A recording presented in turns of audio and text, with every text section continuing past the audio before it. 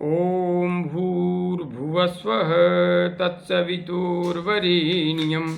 भर्गो देवस्य धीमहि धियो यो नः प्रचोदयात्। उस प्राण स्वरूप दुखनाशक सुख स्वरूप श्रेष्ठ तेजस्वी पापनाशक देव स्वरूप परमात्मा को हम अपनी अंतरात्मा में धारण करें। वह परमात्मा हमारी बुद्धि को सतमार्ग की ओर प्रेरित करे। भाइयों बहनों, जय श्री राम, जय गुरुदेव, जय माँ आदिशक्ति। आप सभी आत्मीय परिवारजनों की साधना से संबंधित एवं आत्मज्ञान से संबंधित जिज्ञासाओं का समाधान करते हुए मैं बद्दी हिमाचल प्रदेश से हमारे आत्मीय परिवारजन तरसेम लाल जी की एक अत्यंत महत्वपूर्ण जिज्ञासा को सम्मिलित कर रहा हूँ। तरसेम जी लिख रहे हैं, गुरु जी के चरणों में प्रणाम। तरसेम जी खुश रहिए। जगत जननी माँ एवं सदगुरुदेव की कृपा आपके सर पर हमेशा बनी रहे। गुरु जी, श्वास का इतना गहरा हो जाना कि स्वयं का महसूस ही ना होना, तप लोक के मध्य में श्वेत प्रकाश बिंदु पर सत्यम लोक से प्रकाश का आना, जैसे किसी ईश्वरीय चित्र में हाथ से प्रकाश निकलता हुआ दिखाया होता है, वैसे ही प्रकाश का आना। इस स्थिति तक कैसे पहुंचा जा सकता है? यह अनुभूति कभी कभार ही होती है। जहाँ से प्रकाश आता है उस धुरी को प्राप्त कर वहाँ पर पहुँचने का मार्गदर्शन करने की कृपा करें। धन्यवाद। आपका सेवक फिर से आपके चरणों में तहे दिल से प्रणाम करता है। तरसेम जी, आपने जो जिज्ञासा रखी है, वैसे तो मेरा मानना यह है कि कहीं न कहीं आप इस संबंध में बहुत कुछ जान चुके हैं, लेकिन फिर भी आपने जिज्ञासा रखी है तो अन्य साधक भाई बहनों के हित को देखते हुए मैं इस जिज्ञासा को सम्मिलित कर रहा हूँ। इसकी व्याख्या भी स्पष्ट रूप से कर रहा हूँ। आपने लिखा है, श्वास का इतना गहरा हो जाना कि स्वयं का महसूस ही ना होना।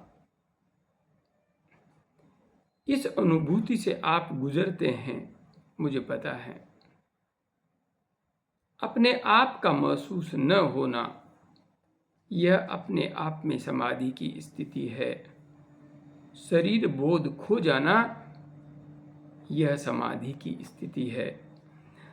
तप लोक मतलब कि आज्ञा चक्र को तप लोक कहा जाता है, क्योंकि ये व्याहृति है तप।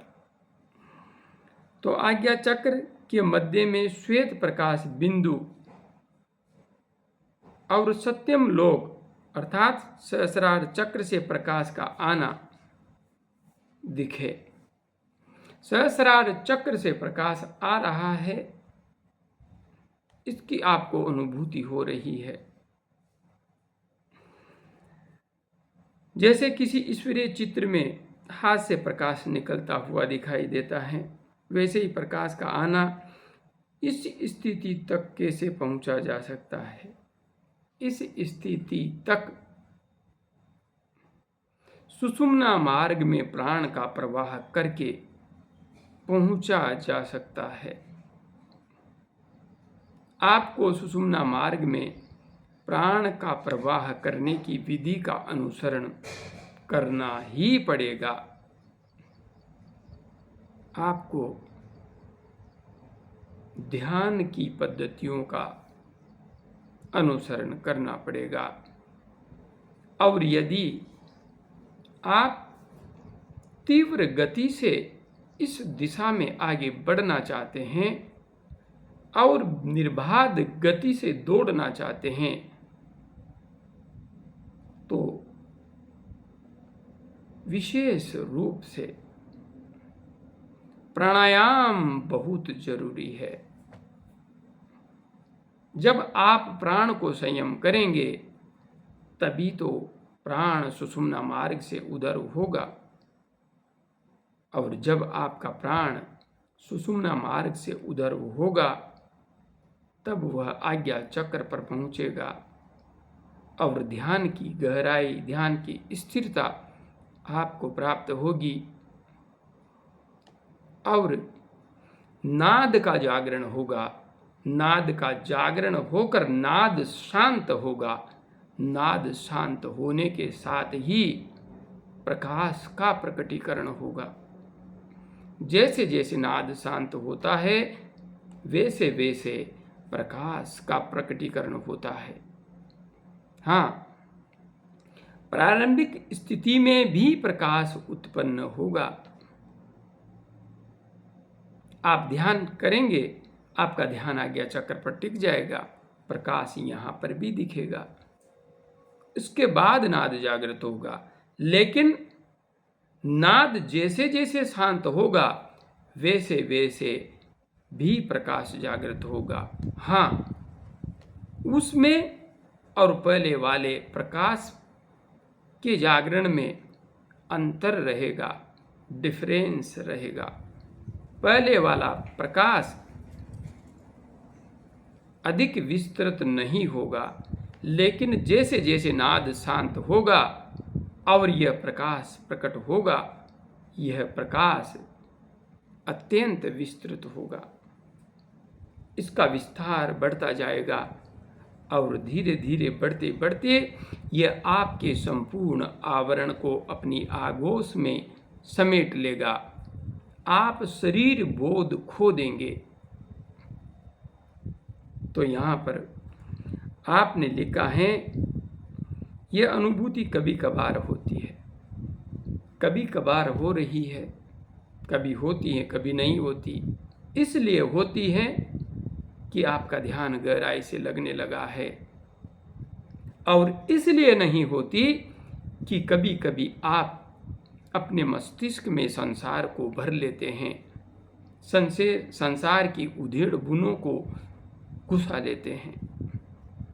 जिस दिन आपके मन मस्तिष्क में संसार चलेगा उस दिन आपको यह विशिष्ट अनुभव नहीं आएगा। यदि आपका मस्तिष्क शांत है, इस संसार के प्रति निर्विकल्प है, निर्लिप्त है, तो निश्चित रूप से यह अनुभूति आपको ध्यान में बैठते ही, जब एक बार साधक की अवस्था उच्च स्तरीय हो जाती है तो ध्यान बहुत ही शीघ्र लग जाता है और गहराई भी तुरंत प्राप्त हो जाती है। इसलिए जहाँ से प्रकाश आता है उस धुरी को प्राप्त कर वहाँ पर पहुँचने का मार्गदर्शन करने की कृपा करें। स्थिरतापूर्वक आसन में बैठें, प्राणायाम करें, मंत्र जप करें, ध्यान करें। बस आप वहाँ पहुँच जाएंगे जहाँ से प्रकाश आ रहा है। निश्चित रूप से वहाँ पहुँच जाएंगे। जय गुरुदेव, जय माँ आदि शक्ति।